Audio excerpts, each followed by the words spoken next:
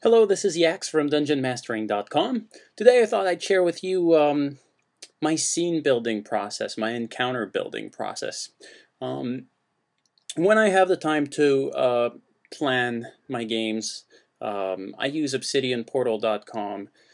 When I have 30 minutes or less, or I have a busy week and I don't want to spend more than an hour to plan a long session, I might go pen and paper. But if I do have the extra 30 minutes, I will keep my campaign online for multiple reasons. One, during the game, I'm always one click away from the information that I need, and two, I can reuse the information much more easily. So, in future games, if I have to wing something and players act unexpectedly, which always happens, I always have something that's ready, that's right there on the internet in one of my other campaign wikis or another wiki page, and I can just change the monsters quickly or reuse an old map, and it's all there. So here I'm on ObsidianPortal.com, and I'm creating a wiki page right now, and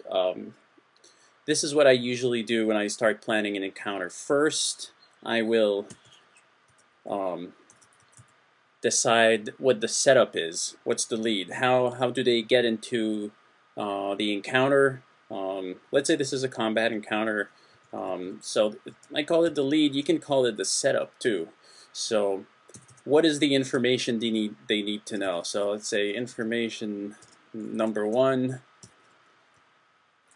information number two. You might want to include information that is not necessary.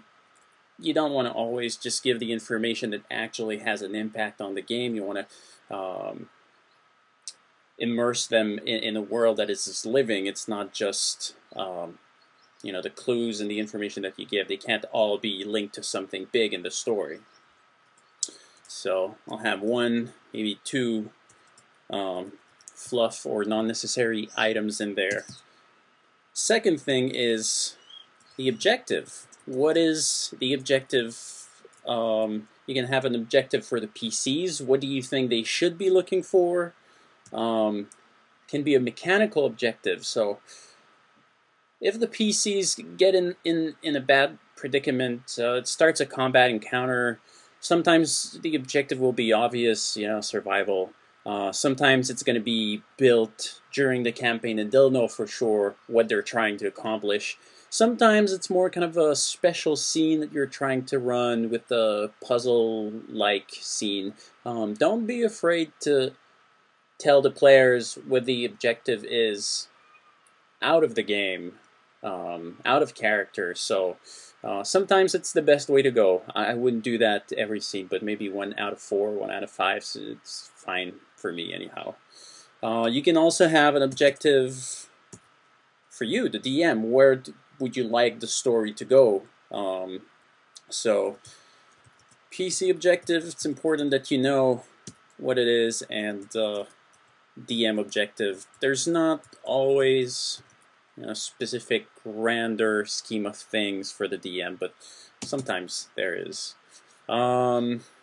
Next, conflict. When you're in a combat encounter, it's pretty obvious, but you might want to include other forms of conflicts because conflict drives a story. So there's obviously a physical conflict. You might want to let the PCs know for reason X and Y and Z that it's going to be a fight to the death if that is the case. So that adds to the importance of playing well and acting out the scene brilliantly. So there's some physical conflict there. You might want to include some conflict between the PCs if you can. If you know that they have the characters have strong opinions about how to handle certain situations, and you can bring in some conflict in there, makes the scene a lot more fun.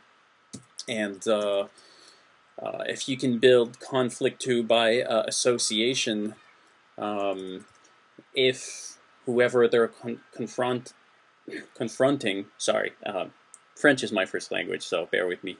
Sometimes I stumble on words. So if you can associate whoever they're fighting against to a villain that's been recurring in your campaign, or to something that they already have some emotional attachment or that they hate, it really is going to add up to a lot more in the scene.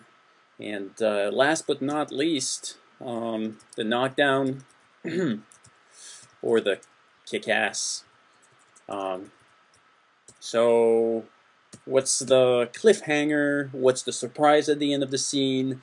How do you separate this scene from just a regular fight that ends up with a good roll and that's it, the last monster is dead or the last PC is dead? You want, ideally, at least once a game, something out of the ordinary that happens.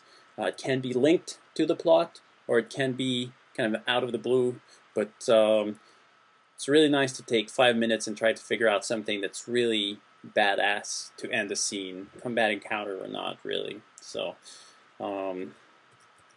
this is it. This is my scene building process. I can spend any time between 15 minutes and an hour on any scene, and a scene can be one whole game, or sometimes I'd say on average I run 2 to 3 scenes, 2 to 3 encounters in a game session of 3 to 4 hours. So this is my scene building process. I hope it helps someone out there. Have fun with your game.